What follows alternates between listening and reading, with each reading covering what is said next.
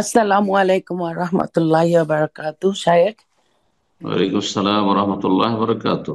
জি। শায়েখ, আমার একটা কোয়েশ্চেন ছিল। আমি আমেরিকা থেকে বলতেছি। জি বলেন। একজন শায়েখ বলছিলেন একটা তালিমে যে মুজদালিফায় গিয়ে রাসূল সাল্লাল্লাহু আলাইহি সাল্লাম বিতির নামাজ পড়েন নাই।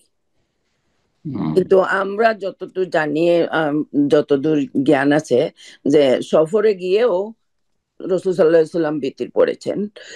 এন্ড জি। এটা সম্বন্ধে একটু বিস্তারিত জানতে চাই। হ্যাঁ, মাসলা আপনার খুব গুরুত্বপূর্ণ মাসলা।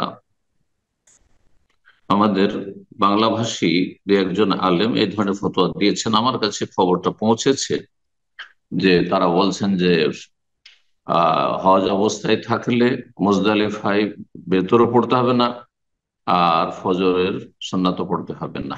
তাদের একটি মত, কিন্তু তাদের চাইতে আমাদের চাইতে অনেক বিজ্ঞ আইম্মা কেরাম, আরো ওলামা কেরাম সবাই বলছেন যে না, বেতর পড়তে হবে এবং ফজরের সুন্নাত পড়তে হবে।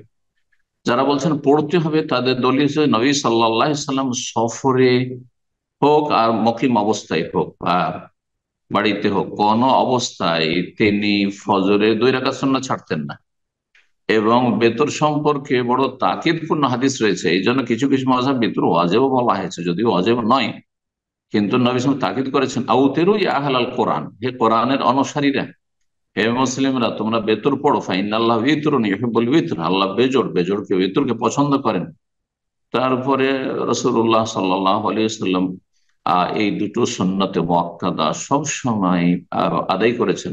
সুতরাং যারা বলছেন যে বেতর পড়তে হবে না মুজদালিফায় আর ফজর সুন্নাত পড়তে, তাদের দলিল কি? যে জাবের রাদিয়াল্লাহু আনহু বিস্তারিত সহিহ মুসলিম হাদিস রয়েছে বিদায় হজের, তাতে এই বেতরের কথা আর এই 2 রাকাত পড়ার কথা নেই। কোনো কিছু যদি উল্লেখ না থাকে তার মানেই সেটা করেননি, এটা বোঝায় না। হ্যাঁ, যদি সেখানে থাকতো যে নবী সাল্লাল্লাহু আলাইহি ওয়াসাল্লাম সেই রাতে বেতর পড়েননি, মুজদালিফার রাতে নবী সাল্লাল্লাহু আলাইহি ওয়াসাল্লাম 2 রাকাত সুন্নাত পড়েননি ফজরের, তাহলে দলিল হইতো, অকাট্য দলিল হইতো। তো সন্দেহের উপরে একটা ফতুয়া দিয়ে এই গুরুত্বপূর্ণ ইবাদত থেকে বঞ্চিত রাখা, এই ফতুয়া ঠিক নয়। বরং ঠিক ফতুয়া, রাজেহ প্রাধান্যযোগ্য ফতুয়া হচ্ছে যে আমি যেন সতর্কতামূলক এই দুটো সুন্নাত মুআক্কাদা মুজদালিফা আদায় করে নিই। জি, আল্লাহ তাআলা আলাম।